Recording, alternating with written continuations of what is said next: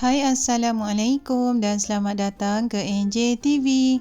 Hari ni saya nak buat cupcake pisang yang semestinya mudah dan sedap. Okeylah, jom kita tengok bahan-bahan dan cara membuatnya. Jom kita masak. Mula-mula sediakan 4 biji pisang lemak manis. Buangkan kulitnya dan hancurkan pisang. Ketepikan dahulu. Seterusnya, dalam mixing bowl satukan 3 biji telur grade B, 70 gram gula halus dan 1 sudu besar overload.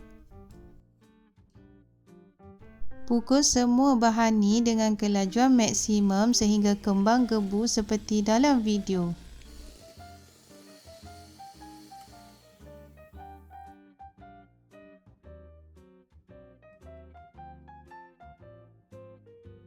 Masukkan semua pisang tadi.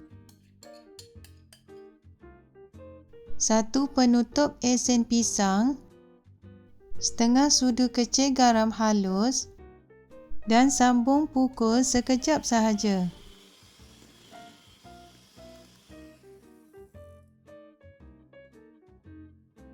Seterusnya, ayak masuk 150 gram tepung gandum, 1 sudu kecil baking powder dan 1 sudu kecil baking soda.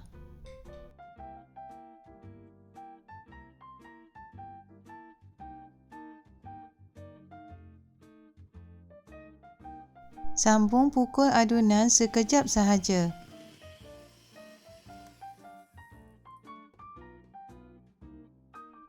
Akhir sekali, masukkan 50 ml minyak masak dan pukul sekejap sahaja. Pukul adunan cukup sekadar sebati sahaja.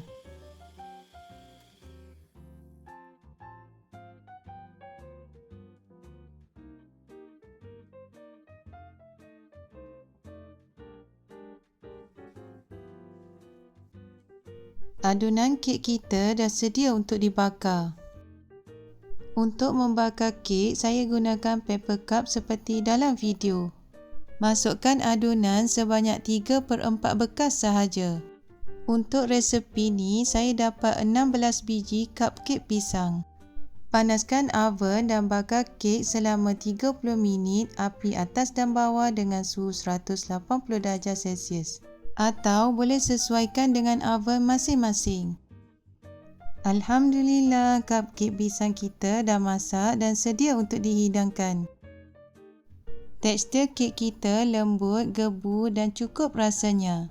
Cupcake ni makan dengan kopi O panas memang terbaik. Okeylah, jangan lupa mencuba dan kita jumpa lagi di video-video saya yang lain. Assalamualaikum dan bye-bye.